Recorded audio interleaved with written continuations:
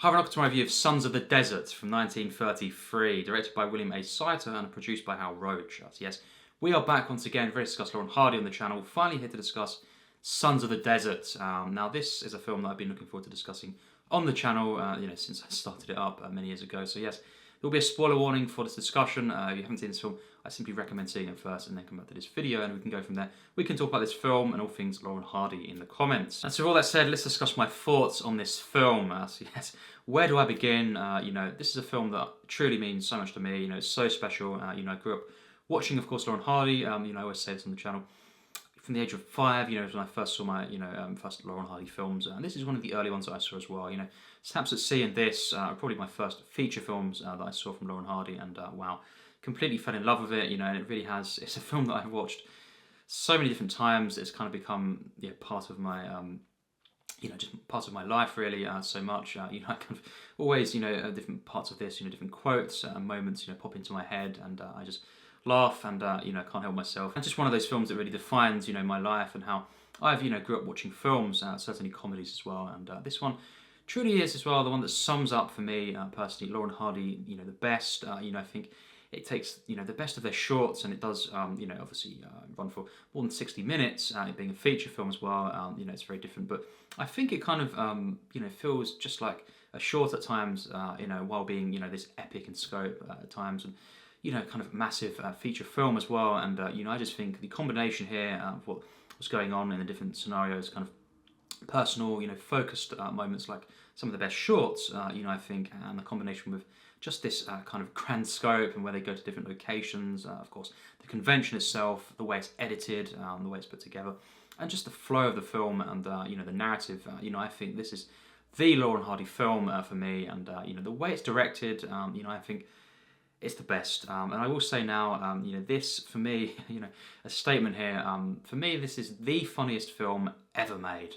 There's a statement. That's something I don't usually say, on the channel. This is the funniest film I've ever seen, and it's just every single time I see this, every minute of this film puts me in hysterics.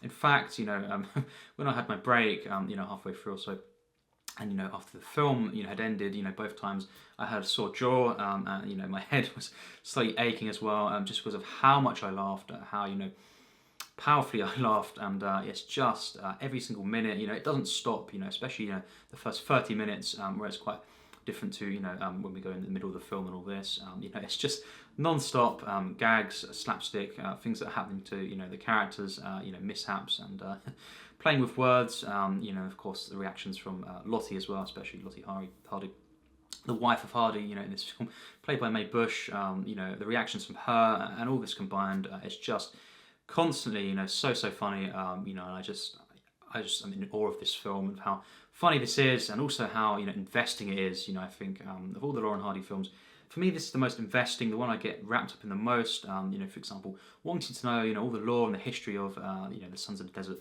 for example, Lodge. This is just this whole kind of club. I think I want to know everything about this, how Laurel and Hardy first joined it, and just how long they've been doing this, and everything about the actual club itself. It's something that I get so invested in, and we do see this in full swing in the middle of the film when they go to the convention. But I just, wow, this film, it's just so investing, so kind of I get wrapped up in the drama, the conflict of Hardy, Laurel, the wives as well, and Charley as well. Charley Chase playing brother Charley of Lottie as well, and we'll get to that. It's just everything in this film, Act 1, 2, and 3. It's just absolute perfection, and then some. And I just think it looks like it's directed with ease. It's made in a very easy way, but that's just kind of a testament to how they've done this with such skill and sincerity as well. Not really appearing as something that's kind of a lot gone into this, and I just think it really is, the Laurel and Hardy, as I say, that sums them up the most, and it's just the most epic for me in scope. It's this, even though, a very simple, plot, and, it is a Laurel and Hardy comedy, it does feel very, very grand, and just globe-trotting, perhaps, the way they go to different locations, obviously, the convention in Chicago, and just how later on as well, we've got the kind of ship, the news of the ship, Honolulu ship, kind of sinking, and all these things going around them, when their wives as well go to the cinema, all of this, it just becomes this massive film, and by the end of it, we've gone through this, journey, and, with Laurel and Hardy, and I just think the way it's directed, the kind of subtle moments with, you know, the zooms, the moves in, you know, push-ins, all these different, you know, kind of camera angles, the close-ups. It is definitely the most epic and cinematic for me personally, you know, of all the Laurel and Hardy films. Of course, the way the film opens up, you know, kind of instantly hooks me every time. We have this kind of meeting at the beginning, you know, the Sons of the Desert, kind of fraternal lodge. We have, you know, kind of Laurel and Hardy have been part of this, and they go to this meeting, and the rule, of course, saying they have to go to this upcoming national convention in Chicago, of course, and of course, Laurel and Hardy, you know, they're taking the oath, and Laurel is crying, of course, at this because we learn that he doesn't want to tell his wife Betty this because, you know, kind of, you know, he's already, you know, he's a bit unsure of if she'll let him, you know, kind of go to this, and he doesn't want to, you know, kind of swear the oath without kind of talking to her first. And we have a different opinion there, you know, difference of opinions between the two. Hardy's saying he just does things and then tells his wife, and it's this hilarious, you know, kind of thing where it sets the film up where, you know, the characters are wanting to do this convention, and you know, we've got the conflict between the wives, or particularly, you know, Lottie Hardy, Mae Busch, you know, Hardy's wife, of course, being the main obstacle there, because as we know, Stan does get, you know, accepted to go, you know, by his wife. You know, she lets him, Betty, and you know, I think it's very funny how, you know, Hardy's making out that he can do things and then tell his wife, but actually, you know, his wife is the one that kind of rules him, and you know, she throws things at him and everything, and it's, you know, Stan, you know, of course, who is really, you know, he's got a nicer wife in that sense, and you know, she kind of lets him do this, and you know, they've got more of a nicer relationship, of course, and yeah, it's just really hilarious that the irony there. Hardy kind of putting on this front and saying that he can do whatever he pleases in that sense, and the main obstacle of the film, you know, and the kind of thing they've got to get through is, you know, kind of mainly Hardy's wife, and you know, they have to lie their way through the film and just hide as well, and it's just so hilarious. The way we start off in the kind of humble beginnings, you know, it's just so great. When they're at the meeting, you know, they come arriving late, and of course, just them simply trying to sit down, you know, on the seats. It's just so funny, and Laurel, you know, kind of bashing, you know, trapping Hardy's fingers, you know, in between the two chairs there, the arms of the chairs, you know, so funny, and it's one of the funniest moments there is when they say, you know, they're swearing in the oath, and Laurel says, "Me too," because he didn't actually say it, you know, with them all, and it's just this innocence of Laurel, and you know, of course, the great moment when they kind of sing the, you know, the kind of song, you know, for the you know, the Sons of the Desert song, and it's just what a funny, you know, song this is, and you know, we are the Sons of the Desert, you know, starting off with that. And just in between, we've got Laurel crying, and you know, when they're kind of doing the humming part, but as well, you know, having the time of our lives, you know, that line there, it's just so hilarious. You know, this is such an innocent film, you know, just the bumbling nature of, you know, childlike kind of nature of Laurel and Hardy is in, you know, full swing here, you know, really perfectly captured, and you know, I think just this whole, you know, Sons of the Desert, you know, kind of club, it's just so, wow, it's kind of bizarre at times, but it's just, wow, what an epic film this is, and I just love this club and how, you know, they wear the hats, everything about this, I just, you know, become obsessed with, and you know, get so invested in, and yeah, I just love when, you know, after that, you know, kind of meeting, you know, we have, of course, them in the car, and the conversation, and then they go back to the house, and from there we have the mishaps, and you know, them getting the kind of houses mixed up, and of course, Laurel, you know, kind of going into Hardy's house, and you know, all this kind of stuff, vice versa, and just simply, you know, messing around. They can't even, you know, get into their home without, you know, doing something wrong, and you know, it's just, you know, Mae Busch, Hardy's wife, you know, kind of at one point saying, you know, where's this Halloween, you know, kind of thing. It's just so funny. You know, even this, it's just hilarious stuff, and then of course, Laurel going into the house, and from there we have around 20 minutes or so of just non-stop, you know, probably maybe, you know, at times the funniest part of this film, and you know, certainly for me the funniest sequences, you know, kind of segment of a film, you know, really I've ever seen, where we have, of course, Laurel and Hardy, you know, in the house at night time with Hardy's wife, kind of Hardy trying to plea, you know, to go to this convention, and you know, the wife not having any of this, you know, Mae Busch, and just constant arguments, and you know, Laurel is just perfect here. The fact that he's in the house because he's been locked out, of course, until Betty comes home, it just it creates, you know, this dynamic, you know, Laurel kind of being, you know, intrusive, I guess, you know, on the kind of couple there, and you know, him getting involved and butting in where he perhaps shouldn't, and of course, Mae Busch reacting not just to Hardy, you know, in aggression, but to Laurel as well, and the bit where Laurel eats the kind of the wax apples there, the imitation ones. That is just hilarious. It's sustained, comedic sequence, mainly of just Laurel on his own eating, and just reacting and kind of trying to swallow this this apple, of course, that's made of wax, and just unaware of this, and then the reactions from Hardy's wife and Hardy is just hilarious, and just saying he's been the funny fruit again. It's just unbelievable, and how Laurel, towards the end of him eating that, it's just kind of the reactions there, his trying to swallow this.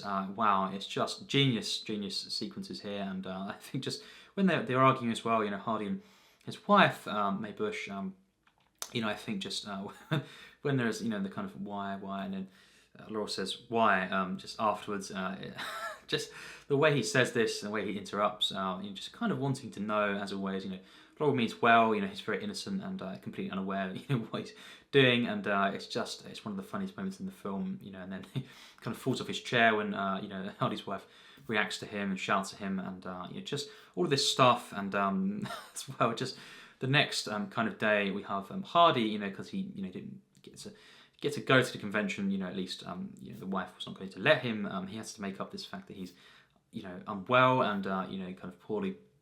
It leads to him, kind of being in his pajamas and, of course, being cared for by, his wife and all this. And Laurel has sent for a doctor, of course, and we have, of course, the veterinarian showing up, just with the dogs barking, in the kind of the vehicle there outside, and all of this stuff. It's just scene after scene, moment after moment of just the funniest stuff I've ever seen, and just all these scenarios, the way they kind of blend together, the flow of the film, and it's just this film.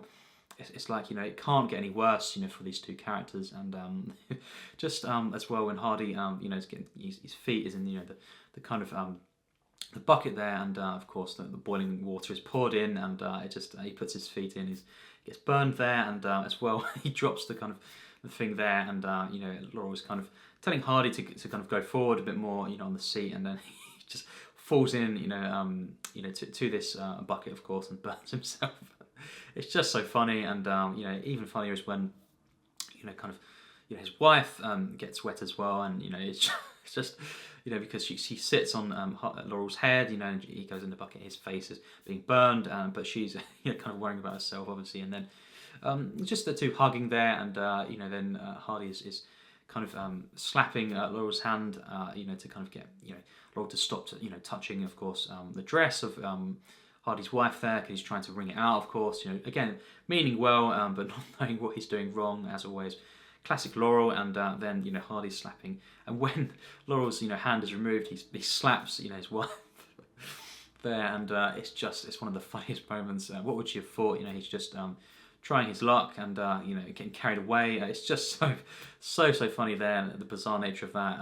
It just, these moments, I'm just putting hysterics, just watching this film is just moment after moment, especially in this whole first half of just non-stop chaos, just while we've got these, hilarious moments, it's just even more investing by the minutes, just wanting Laurel and Hardy to simply go to this convention. Obviously the wife is wanting, Hardy's wife wants him to go to the mountains, and then when the veterinarian comes in, they've kind of planned this, so Laurel is saying, he has to say, a trip to Honolulu, will do him well, and be good for the nerves, and will be, it will make him, kind of rejuvenated, and of course, Hardy's wife then, lets him do this on the advice of the doctor. He is actually a veterinarian, of course, and the moment when, just before that as well, we have the wet and windy, all this moment, that's a barometer. It's just every single thing, in this segment is so funny, but then when Hardy's getting the thing put down his throat, and he swallows it, like an animal, just because it is a veterinarian, it's just so funny, and when the veterinarian says as well, a trip to Honolulu, kind of questioning it, and then Laurel is of course nodding, because of course he's kind of unsure of, was that what was told to him. It's just so funny, all while, kind of Hardy's wife is kind of unaware there of what's going on, and that, of course, leads to, this moment when, he's accepted to go to Honolulu, and that, is the rest of the film. They actually go to, as we know, the convention, and it all unfolds from there. We have them at this convention in Chicago, and, the wives are thinking, of course, that they are, in Honolulu for Hardy's health, and Laurel, of course, being kind of told to go with him, for support, and because Hardy wouldn't go without him, and just I think then when we get to the convention, this is just when the film opens up, it becomes more epic in scope. This whole segment where we see Lauren Hardy at this convention, the parades, the music, and all this, and it's just. This is, wow, this is just unbelievable stuff. I love the way in which this film becomes more epic as we go along, and just through showing this and the way it's edited, all these different moments, clips, montages, it becomes this unbelievable, unforgettable experience, and I just love we see Lauren Hardy there, kind of going through the parade and just kind of showing off there, and being hyped up, I guess, for this convention, and just. The wives at this point are thinking they're, in Honolulu. The way it's done, by the end of the film, the way that Hardy especially, has lied through his teeth throughout, becomes this whole thing where he kind of switch, I guess I kind of feel really bad, for their wives, and I think Hardy's definitely gone too far, way too far, when we do have the kind of sinking of the actual ship, and the survivors and all this, kind of, are they alive, and the wives are kind of, wondering if Lauren Hardy are actually alive or not, and it's just they have gone too far just to go to this convention, but it's just kind of I feel I do feel bad for the wives at that point, but it's just at the same time wanting rooting for Lauren Hardy to kind of make it through the film without anything really happening to them, and of course they do then arrive in the final act back at the house, and then they have to hide in the attic because the wives do return, and they can't be seen. It's getting back before the ship has arrived with all the survivors, obviously in the final moments that we do have Hardy trying to make out as if they swam back before all the survivors. It's just what a film this is. Every single moment in this film, as I say, it's hilarious, but this whole middle segment, this is a bit different. We have the kind of whole convention, this is the most epic. We have Charley Chase coming into the film, who is, at his best from what I've seen. This Charley, the brother of Lottie Hardy as well. Who could have guessed? What a coincidence! It just is this unbelievable yet believable kind of moment where we have them learning that Charley Chase, is actually the brother of Mae Busch's character, Hardy's wife, and they phone up, of course, Hardy's wife to kind of play a prank on her, and then Hardy's is on the phone, and him saying goodbye sugar, and then that leads to her suspecting this, and if things were different, this would definitely be Hardy, based on what she's hearing on the phone, and it's just so funny, and then Hardy's face, and just this whole convention, though, the Chicago, I think this is just one of the funniest segments of the film as well. Just the dancing, the singing, of course, all this is just so epic, kind of majestic in a funny way, and just love all this, and it's just an epic moment, and of course, as well when we have the kind of initiation, the kind of ritual of when someone comes in the door, a new kind of member of this that they meet, all the characters, including Charley Chase, Charley, of course, leading this mainly, they kind of hit whoever it is coming through the door, if they pick up, go for the wallet there that is placed on the floor, as we know, they kind of hit them with a cricket bat from on the behind, and it's just so funny that, and just Hardy, kind of saying, I'll pick it up first, Hardy gets hit there, and when Laurel gets hit as well, he just for some reason. When he gets hit, and then everyone kind of goes over to him. He runs off, tries to jump over the bar, and I don't really know what he was thinking there. Thinking that everyone was going to try and I don't know what was going on there through Laurel's mind, but it's just absolutely hilarious. And then someone else is coming in with their wife, just when of course Charley Chase is given the cricket bat after she is hit on her behind, and then the guy punches him, and it's just so funny there. Everything about that whole kind of initiation process there is just legendary stuff. And then when Lauren Hardy kind of sat down with Charley Chase, this is one of the greatest scenes in the film. All the jokes, the pranks that Charley Chase is playing on these too, and it's just so funny. He's over laughing at his own jokes, and it's just such a kind of over the top character in many ways, but he plays it perfectly, and it's one of the funniest scenes in any film that I've ever seen, and Charley Chase is pure perfection here. Just the fact that we got these three in the same room, in this film together, in this scenario, and he's linked to the family as well because he has the brother as well that they haven't spoken, of course, for years, and it's just nothing could go more kind of wrong for Lauren Hardy in this film, it seems. But yeah, just the way that Hardy reacts as well to the kind of the jokes, you know, the flour as well, when spraying water on Hardy, and just his reaction there, so funny. And then Laurel, you know, again afterwards, squeezing this and squirting Hardy for a second time. You know, it's just unbelievable. You know, just every single thing, you know, in this whole moment here. And after that, of course, so we have leaving the convention. We have really the final act, or setting this up, and of course, Lauren Hardy returning home, and of course singing Honolulu Baby, you know, of course, and just dancing around at the doors to kind of, you know, appeal to the wives there, and of course once again rub it in the fact that they have just been to Honolulu and not, you know, the convention. And then they get in, of course, and they read the newspaper, and of course it's saying the news about the ship that has sunk, and of course then they realise what's gone wrong here, and you know, how they've kind of put themselves in it, and the next kind of obstacle that happens for the final act is something they didn't, you know, predict and didn't anticipate. So, you know, it's just a perfect structure here in the way that we have unexpected things, you know, for the characters, you know, in this. We knew really that something like this would happen, you know, as viewers, but you know, Lauren Hardy are completely unaware, and they think that, you know, everything's going to go swimmingly, and just as well when they get out of the taxi, though, that was just so funny. They knock out the, you know, the cab driver there, but yeah, when they get in and they learn this, it's just so funny. They're tripping over the cases, scrambling around, the wives, just as, you know, Lauren Hardy kind of going out one of the doors there into the kind of hallway there, you know, both their wives return, and they kind of have to go into the attic to kind of hide from them. Hardy's wife Lottie is kind of, you know, Mae Busch is sensing something, and like they're hovering over, you know, Hardy's hovering above them, and of course they are actually right above them in the attic, and it gets locked, of course. So there we have it. You know, the final act is this kind of a return to, you know, many of the, you know, the shorts in what's going on here. They're just this very simple thing, you know, scenario of them trying to sleep in the attic. Of course, you know, the storm outside, and below is of course the wives, you know, kind of and they have to be, you know, quiet, you know, but all the noise that is going on there, and just all the things that's happening. Two peas in a pod, that whole kind of scenario there, the line there.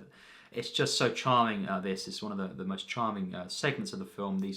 These two characters, you know, their kind of friendship, the up and down nature of this, but at its heart, you know, Lauren Hardy together, these two bumbling characters, and the innocence, the charm, the kind of childlike, you know, silliness of this is just perfectly captured here. And you know, I think just when Hardy is, you know, bashing his head, you know, and all this, and then the noise that they make, you know, of course the lightning striking, all these moments, you know, put me in hysterics once again, and just then, you know, Hardy's wife and Laura's wife, you know, kind of hearing this, and then they kind of go into the attic. So then Lauren Hardy, as we know, have to go onto the roof, and it's just they get locked, you know, out again, and in the pouring rain, then they have to kind of climb down, and just this great moment where they kind of, you know, saying, you know, to each other, you know, they're kind of saying perhaps, you know, we have to actually reveal this to our wives now. Perhaps we've come too far and we can't really get away with this, and they come up with a final plan, and again that doesn't go according to the plan. They kind of scramble down the pipe there, and just into the, you know, the barrel there, you know, just full of water, and you know, Laurel goes in. And then, you know, he gets out and he says, "Spread your legs," to Hardy, for some reason. And then, you know, Hardy just goes, you know, in, you know, kind of bottom first there, and then of course we have that, you know, policeman there, you know, watching them, and you know, he does, of course, return them to their house, which is of course right next to this pipe, and they're almost away, but in that whole kind of desperation, they weren't, you know, careful enough, and they were caught, and then they have to, you know, come up with something on the spot, really, when they're questioned, and obviously by this point the wives do know what's happened, and you know, that they have seen them in the cinema, you know, at the convention, and it's just, it kind of leads to this, you know, Hardy still lying, and Laurel actually, you know, confessing everything, and you know, he has been the one who has told the truth. Honesty is the best policy, of course, according to them. And yeah, just you know, the final moments when Hardy is, you know, kind of beaten up, and all the pots and pans, you know, kind of thrown at him, and just that reaction there, when that kind of subtle, you know, push into Hardy, and his face, the reveal there, it's one of the greatest reaction shots, you know, from Hardy, and it's just, wow, he's got, you know, black eye and all this, and he's beaten up, and it's just all the wall is shaking. Well, Laurel has, you know, been fed, you know, chocolates, and you know, he has told the truth to his wife, and he's been honest, of course, and he's rewarded for this, and Hardy, you know, is kind of punished for his his last final lie when he says, "Why don't we go to the mountains?" Just everything that Hardy does in this film is kind of rubbing it in to his wife, and it's just, I think, going back to that moment as well when we have the moment in the cinema where the wives are watching this racing, and then we have them going to the convention, cutting to that, showing the convention, of course, in Chicago, and they're kind of watching. They cannot believe that Laurel and Hardy are here, and you just the way that they're going through the parade, and they're the most hyped up, spying at the cameras and playing up to this, and they're going around, and then they go back once they go past for one final kind of show, just to kind of, because they're so hyped up, they're so energetic, and loving this convention, and they go for that final going past the camera, and it's just their faces there, and just really it's like they're just rubbing it in, they're just kind of smiling and laughing really in their wives' faces, especially Hardy, and I just think it's just priceless stuff. And the fact that the wives are there in the cinema watching this, and they cannot believe this, the shouting at the screen, and them going out, and you inflated tadpole, that line is just so funny. By that point, of course, Laurel and Hardy, they can't lie anymore and get away with this. It's too late for them, and it's just the way in which that final act comes together, and the escalation before that, and that moment, one of the best moments for me in the film is when they kind of see, the kind of Sons of the Desert kind of gathering there, the parade, and they see Laurel and Hardy there, and the music comes on. It's just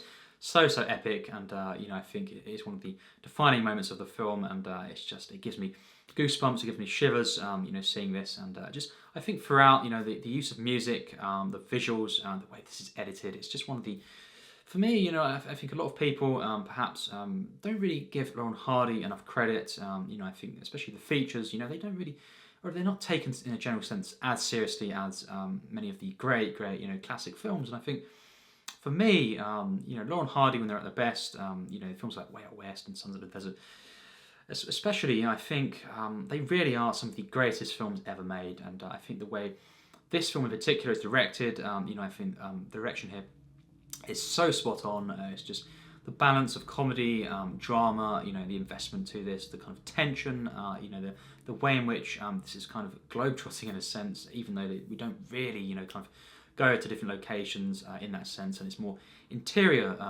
shots and all this, and it's inside, but this the scope of it, the way it's kind of subtly revealed and hinted at, in our imagination, how it kind of fills in all the gaps, I think is so masterfully done. It really is unbelievable, and it makes this film the most epic for me in scope. But this whole kind of parade, and when they're going through it, it's one of my favourite kind of sequences, and just the way the music is done throughout the entire film. All the songs, of course, We Are the Sons of the Desert, Honolulu Baby, and just the score to this. The way that the songs are recurring throughout the film in the sense of the narrative as well.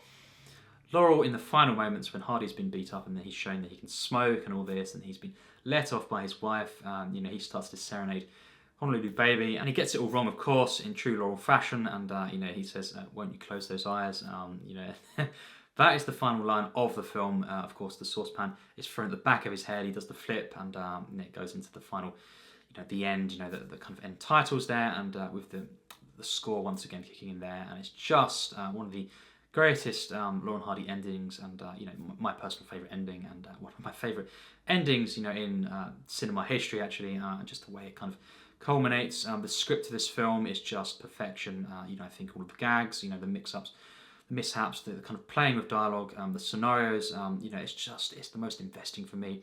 The comedy is not just Laurel and Hardy as well, kind of at times it is, their wives, Charley Chase involved, so many different unique masterfully done dynamics, and the way things are set up, the way things escalate throughout the tension, the comedy, and then the drama as well, and how it becomes such a kind of unforgettable journey, and rooting for the characters.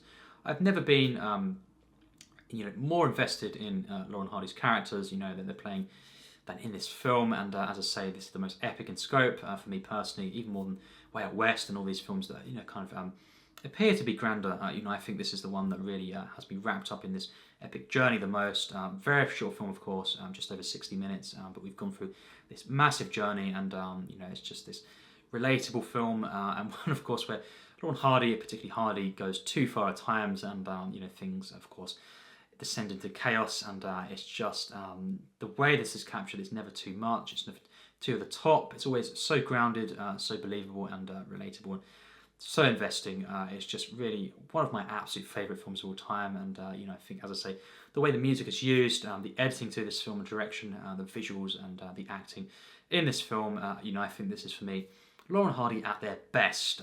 For me, this is one of my top 100 favourite films of all time, and I cannot praise this film more. It's just scene after scene, moment after moment of hilariousness, of course, investing drama, epic, kind of reveals, moments, and it's just this magical film. It's one of the most magical films for me in cinema history. It just uplifts me in such a way, and for me, as I say, this is the funniest film ever made. So of course by now you can tell I absolutely love this film so much. It's one of my very favourite films, and I have to, when it comes to the rating, give it my absolute highest that I ever give to films, and that is of course 100% plus tier S. This film truly deserves this rating. For me, for my personal love, and enjoyment of this film, over the years, how much I've watched it, how much it's defined my life cinematically, and just in terms of comedies, for me, this being the absolute funniest film ever made, it easily gets this rating. When looking at films on my list, my top 100, some of them, of course, are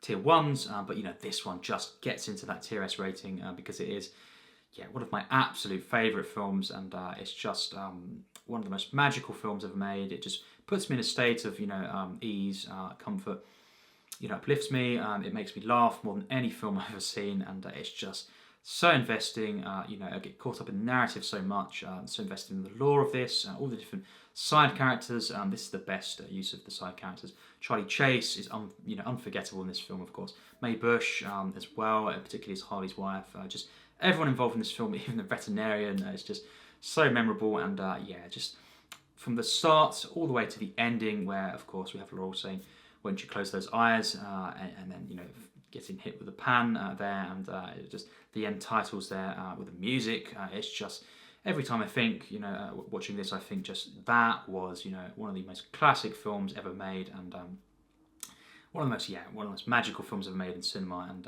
this truly is, for me, a magnum opus. It goes above and beyond, and I think for Laurel and Hardy, this for me is the defining one, and it's the one that means the most to me. I'll say that now. So yes, Sons of the Desert, that's my thoughts. It's one of my absolute favourite films. I've seen it so many times. It could be 50 or more that I've seen this throughout my entire life. I'm not too sure, but many times I've seen this, and from a young age, watching it with family, and just seeing it again, for my birthday. It was just a real treat, and it's one of my most cherished films, and that's my thoughts on Sons of the Desert. Of course, let's discuss in the comments. What do you think on this film? It would be a pleasure, as always, to discuss Laurel and Hardy in the comments, and to hear your thoughts on this. What's your personal experience, with this film over the years, and how have you watched this over time, and all this kind of stuff? And we can talk about this. We can talk about different Laurel and Hardy films, and in the comments, different comedies as well. I'll leave a link, as always, to the playlist for my Laurel and Hardy content on the channel, and as always, there will be many more to come. As I say, it'll be any Laurel and Hardy films I see, really, I try to talk about, in some way on the channel, and eventually it'll be top 10s, rankings and all this. I'll try to rank, at some point, all of the features, of course, as well, because it's less than the amount of shorts they've done. That'll be a bit harder, so it'll probably be with that top 10 or 15, something like that. With the shorts, or perhaps I'll try to, rank them separately, sound, short, silent, all this kind of stuff I look forward to, massively on the channel, where it happens, and to discuss, as always, Laurel and Hardy. So yes, that's my thoughts. It would be great to hear your thoughts, of course, in the comments, and all things Laurel and Hardy. So yes, as always, take care, and thanks for watching.